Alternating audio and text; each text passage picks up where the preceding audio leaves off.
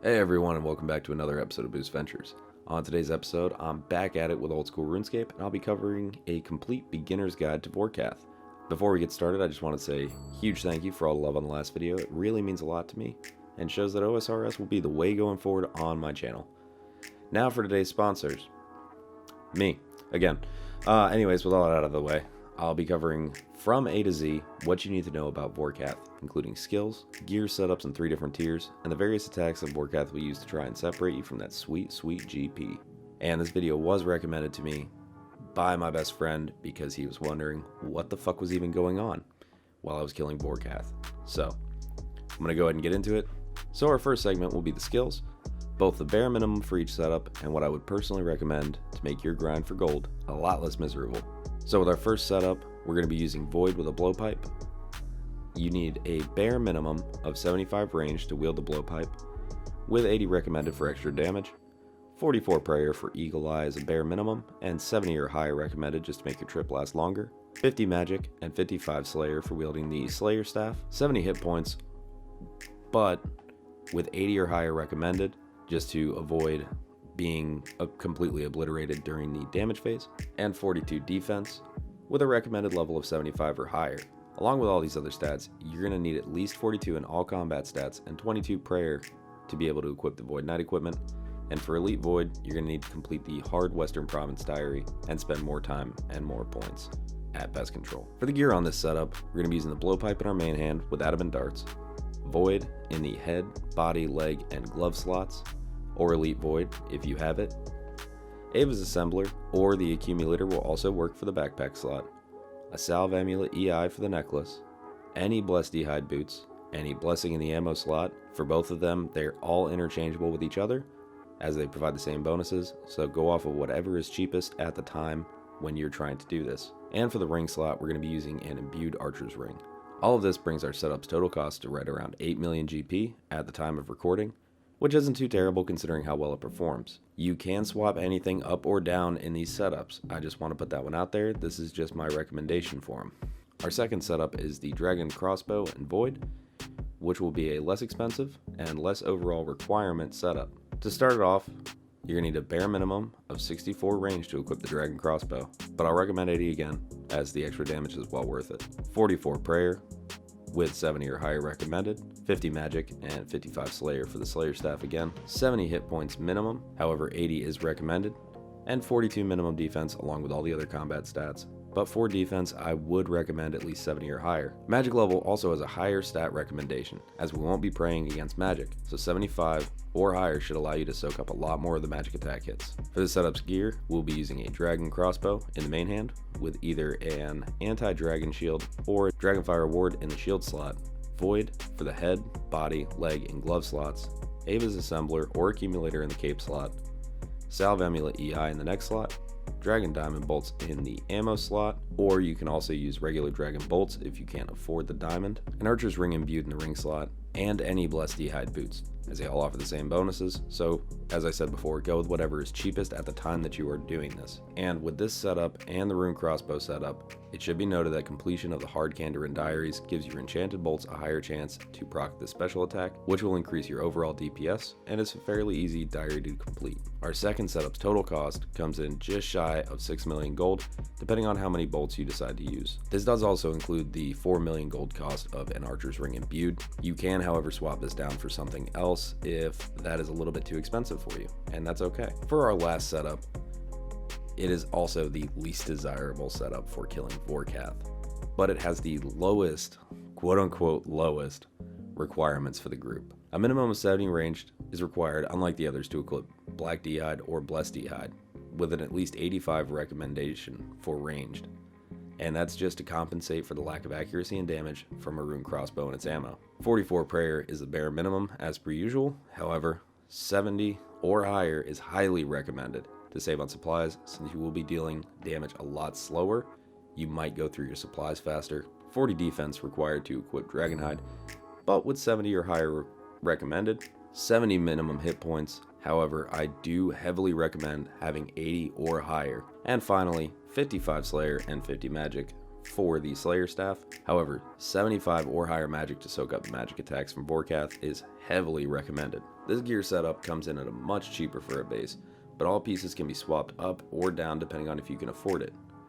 To start, we're going to be using the rune crossbow in our main hand with an anti-dragon shield in the offhand, black dragon hide body and legs, Ava's assembler or accumulator, salve amulet EI the next slot, an archer's helmet for the range bonus, or you can swap this out for a Nezi helmet for the prayer bonus, broad bolts or enchanted adamant diamond bolts for the ammo, blessed d'hide boots, or if you really need to have cheap boots for ranged, you can substitute these for snakeskin, but I wouldn't recommend it as you'll lose out on the prayer and a lot more damage. For the ring slot, I've tossed on a ring of wealth, but you can use an explorer's ring for the prayer bonus, and Barrow's gloves in the glove slot, as they are the best in slot for ranged. You can swap these for black d'hide van braces if you don't have recipe for disaster completed. With the most supreme scuff setup, our total gear cost comes out to a whopping 734,000 gold, but it can be reduced by about 575,000 if you swap over to snakeskin boots instead of the blessed d'hide boots.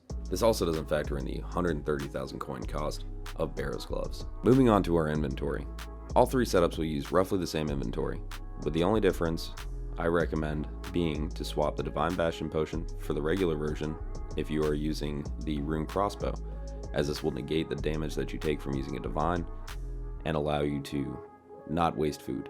So to start off the inventory, I'll keep my Slayer staff in the top left of my inventory to allow me to quickly swap to it and attack the spawn. Next, I toss my Bastion, extended super anti-fire, and anti-venom potions up into my inventory. After that is my rune pouch with a Law of Dust and Chaos runes to allow me to cast both the Home Teleport and Crumble Undead, followed by my Super Restore potions and then my Anglerfish for the overheal. The rest of the inventory will be filled with food of your choice, but as a beginner just dipping your toes in, I recommend bringing Manta Rays, and as you get more comfortable with Vorkath, swap out to a cheaper food to save your overall cost. With other setups, and depending on your stats, you may need to bring more or less Super Restores or Prayer Potions to keep your prayer up throughout the fight. So now we're moving on to Vorkath herself. We're going to start off with getting there. To get to Vorkath, you have a couple of different methods to choose from. The method I use is to use a house teleport and go through the Luna teleport that I have in my portal room, which gets me to a bank to stock up, pot up, and overheal. And if I'm using divines, it allows me to restore my HP to full without losing a piece of food before the fight even starts.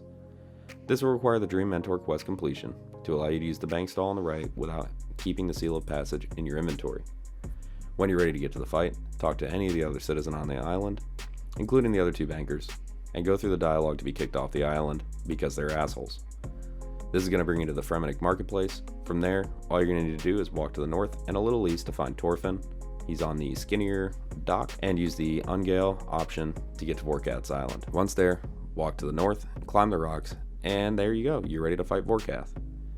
The second method requires completion of the Elite Fremennik Diaries for the Fremennik Sea Boots 4. These allow you an unlimited teleport option to the marketplace that you get transported to from the first method. There is a third option, and I fucking don't recommend it. If you can't be fucked to do the other two steps, you're absolutely silly. You can move your home to the Relica portal, teleport to it, and then walk north to the market and repeat the first method steps. I don't know why you'd want to do that, but I'm going to cover all the bases. You can also just walk north from Camelot. So now that we've covered how to get to Vorkath, we'll be covering Vorkath's attacks, which I've broken down in 3 different categories, which are the normal attacks, special attacks, and counted attacks.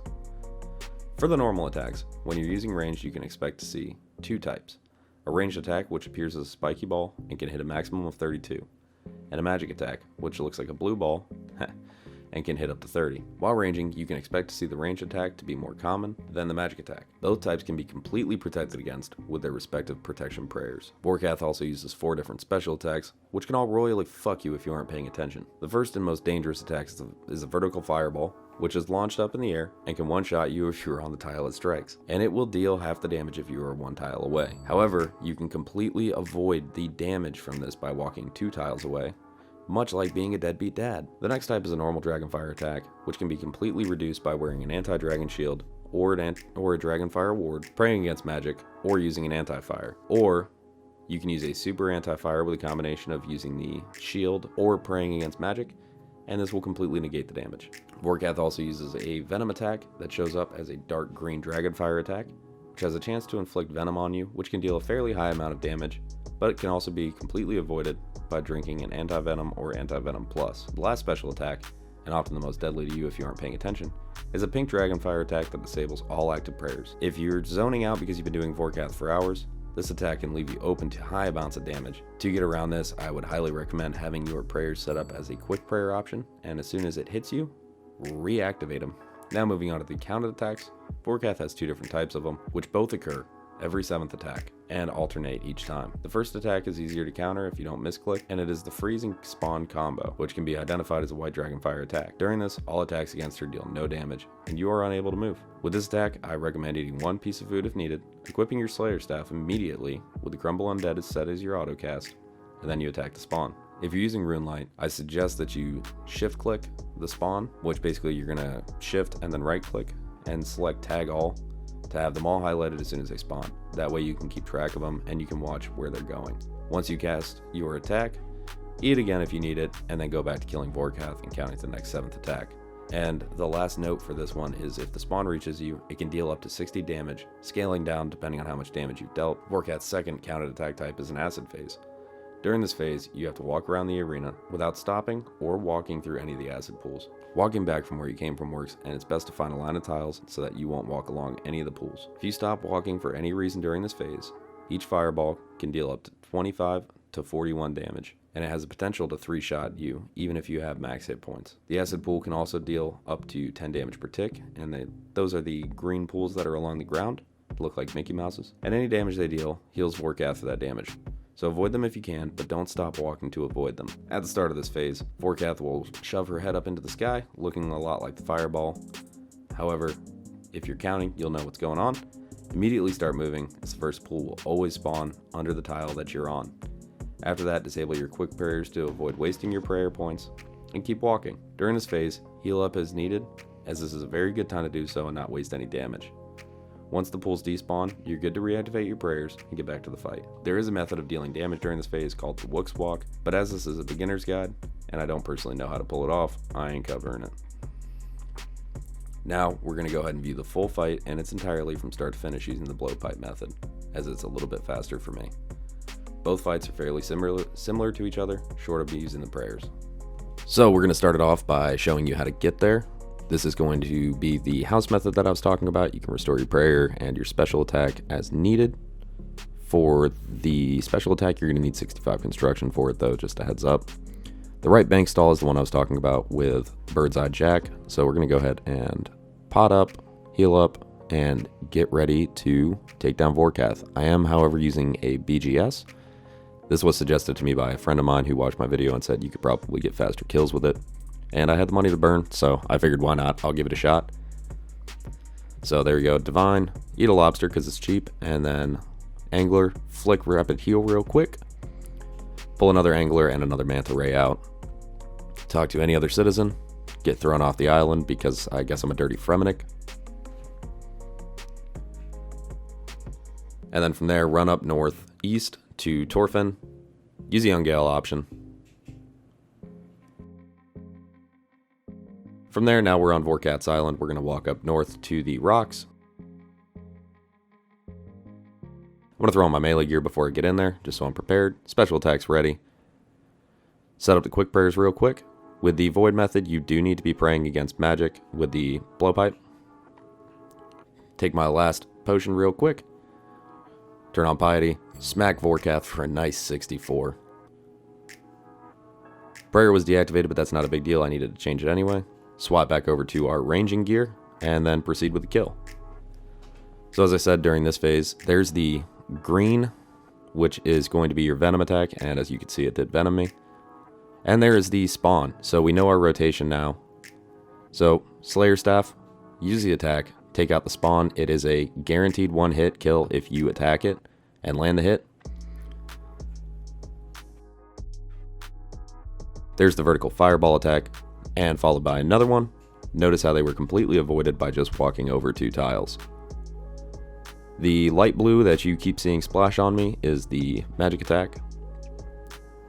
And here's the acid phase. So, as I said during this phase, you need to keep walking. Unfortunately, the server that I was on had a little bit of lag to it, so I did get smacked.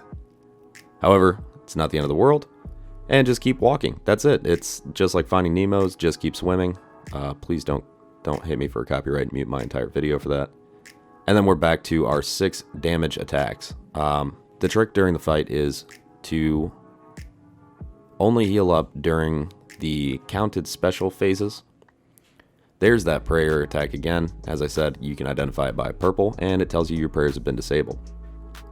So we're back onto our 7th attack, and there's the spawn. Go ahead and take it out. And then you do have up until there is the message on the bottom where you won't be able to deal damage, so keep that in mind if you're using a crossbow. And that's it. That's really how easy Vorkath is. There's no reason to be worried, and got a new personal best and my first unique from Vorkath. So as you just saw, Vorkath is really just intimidating, but there's nothing to be too scared of, and if learned properly, you can make a fairly decent amount of gold per hour at mid-levels compared to other methods. Unlike some other bosses that require you to get a rare unique to make a decent amount of money, Vorkath is a fairly consistent moneymaker, with an average kill being worth about 130k. With the blowpipe setup, you can expect to get a kill time of anywhere from 2 to 4 minutes on average. The dragon crossbow can get you 3 to 5 minute kills, and the rune crossbow will usually end up being north of 5 minute kills.